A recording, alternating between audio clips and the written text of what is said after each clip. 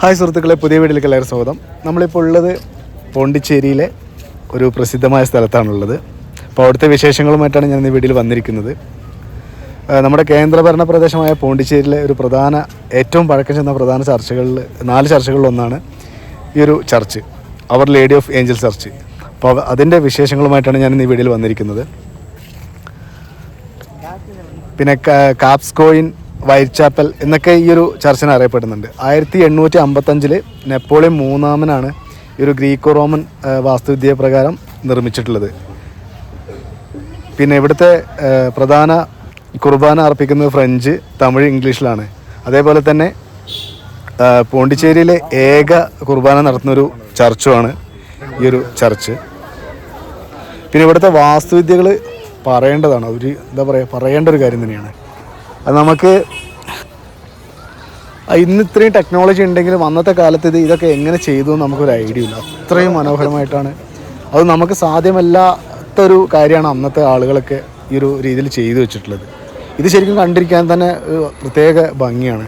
ഒത്തിരി ആളുകൾ ഇവിടെ ഈ ഒരു ചർച്ചിൽ വന്നു പോകുന്നുണ്ട്. അതിൻ്റെ ഉള്ളിലേക്കുള്ള വ്യൂ ഒക്കെ ഉണ്ടല്ലോ, വേറെ മാതിരി എന്ന് പറയുന്നൊരു വ്യൂ തന്നെയാണ് ശരിക്കും. നമ്മൾ ഈ ഒരു ഫില്ലറുകളും പുറത്തത്തെ ആ തൂണുകളും കാര്യങ്ങളൊക്കെ കാണുമ്പോൾ തന്നെ അറിയാൻ പറ്റും അത് അന്നത്തെ ആ ഒരു സാങ്കേതികവിദ്യയിൽ എത്രത്തോളം ഉണ്ട് എന്നുള്ളത്. അന്നത്തെ ആളുകളുടെ ബുദ്ധിവൈഭവം ഒക്കെ അന്ന് തന്നെ ഓരോ രീതിയിലും വളരെ ഭംഗിയായിട്ടൊക്കെയാണ് ഈ ഒരു കാര്യങ്ങളൊക്കെ ചെയ്തു വെച്ചിട്ടുള്ളത്. ബംഗാൾ ഉൾക്കടലിന് അഭിമുഖമായിട്ടാണ്, കിഴക്ക് ദർശനം വരുന്ന രീതിയിലാണ്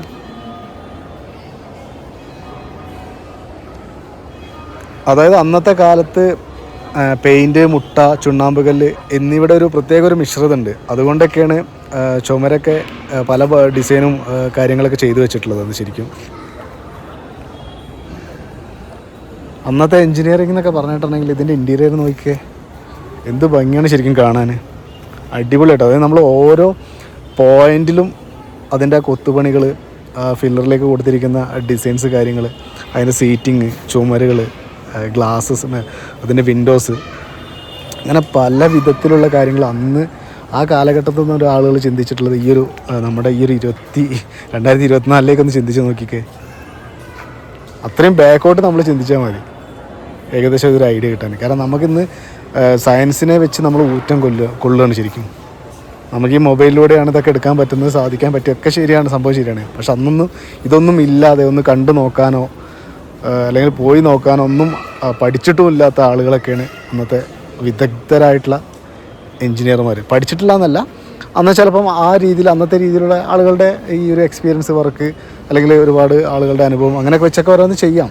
എന്നിരുന്നാൽ പോലും ഇന്ന് നമുക്ക് നമ്മളുടെ വിരൽത്തുമ്പിലെല്ലാം കിട്ടുകയാണ് ശരിക്കും. പക്ഷെ എന്നിട്ട് പോലും നമുക്ക് ഇതുപോലത്തെ ഒരു നിർമ്മിതി ഇന്നത്തെ കാലത്ത് ഉണ്ടാക്കാൻ പറ്റുന്നില്ല. നമുക്ക് എടുത്തു പറയേണ്ട ഒരു നിർമ്മിതി എന്ന് പറയുകയാണെങ്കിൽ തന്നെ നമുക്ക് ബുർജ് ഖലീഫ് അങ്ങനെയുള്ള കുറച്ച് സാധനങ്ങളുള്ളൂ. ബാക്കിയെല്ലാം നമ്മൾ ഓൾഡാണ്. കാരണം ഹിസ്റ്ററി ആയിട്ട് കാണപ്പെടുന്ന എല്ലാം ഓൾഡിലാണുള്ളത്, പുതിയതായിട്ടൊന്നുമില്ല ശരിക്കും പറഞ്ഞെങ്കിൽ. പഴയതാണ് ഹിസ്റ്ററി, പക്ഷെ എന്നിരുന്നാൽ പോലും നമുക്ക് ഹിസ്റ്ററിയിലേക്ക് മാറ്റാൻ പറ്റുന്ന ഒരു നിർമ്മിതി നമ്മൾ ഈ ഒരു ആധുനിക നൂറ്റാണ്ടിൽ ഉണ്ടായിട്ടില്ല. അതാണ് സത്യം. ഇതുകൊണ്ടല്ല നമുക്ക് ഇവിടുന്ന് എടുത്തിങ്ങനെ പുറത്തോട്ട് വരാൻ തോന്നില്ല. കാരണം അത്രയും ഭംഗിയാണ് അതിൻ്റെ ഓരോ ഏരിയകളിലും ചെയ്തു വെച്ചിരിക്കുന്നത്.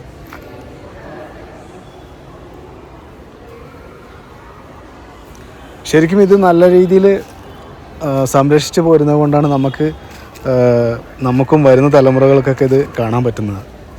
അല്ലെങ്കിൽ ഇത് സംരക്ഷിച്ച് നിലനിർത്തിയിട്ടില്ലെങ്കിൽ നമുക്കിതൊന്നും കാണാൻ പറ്റില്ല. കാരണം അന്നത്തെ നിർമ്മിതികൾ സംരക്ഷിക്കപ്പെടേണ്ട ഒരു സാധനം തന്നെയാണ് അത് ശരിക്കും.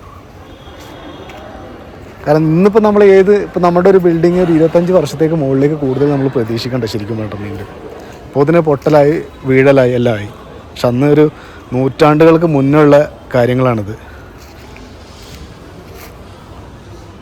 കാരണം ഓരോ പോർഷൻ നോക്കിയേ, എന്ത് ഭംഗിയായിട്ടാണ് അതിൻ്റെ കവാടം മുതൽ അതിൻ്റെ ഉള്ളോട്ട് എത്തുന്നവരെ അടിപൊളിയായിട്ടോ. അത് ശരിക്കും പറഞ്ഞിട്ടുണ്ടെങ്കിൽ നമുക്കിതിൻ്റെ ചരിത്രപരമായിട്ട് ഇതിന് കുറേ കാര്യങ്ങൾ പറയാനുണ്ട്. ഇതിൽ അവരെന്ന് വന്നു, എങ്ങനെയൊക്കെയുള്ള ആളുകൾ ചെയ്തു, എന്തൊക്കെ ചെയ്തു. പക്ഷെ എന്നിട്ട് അതിലുപരി നമ്മൾ ഈ ഒരു കാണുന്ന കാഴ്ചകളുണ്ടല്ലോ, അതിൻ്റെ ഒരു ഭംഗിയൊന്ന് വേറെ തന്നെയാണ് ശരിക്കും. നമ്മൾ പുറത്തുനിന്ന് എത്തുമ്പോഴൊരു വ്യൂ കണ്ടില്ലേ, ഈ ബിൽഡിങ്ങിൻ്റെ ഒക്കെ ആ ഒരു സൈഡ് കണ്ടേ,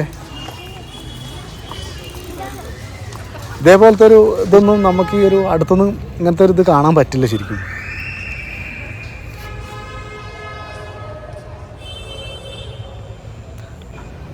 ശരിക്കും ഇതിൻ്റെ മൊത്തത്തിലുള്ളൊരു വ്യൂ ആണിത് ശരിക്കും പറഞ്ഞാൽ. നമ്മൾ ഒരു അധികം ലൈറ്റൊന്നും ഇല്ലാണ്ട് കാണുന്ന രൂപം തന്നെ നോക്കിയേ, എന്ത് ഭംഗിയാണിത്. അപ്പോൾ ഇതിൻ്റെ നേരിട്ട് നമ്മളൊന്ന് കണ്ടു കഴിഞ്ഞാൽ എന്തായിരിക്കും അതിൻ്റെ ഒരവസ്ഥ.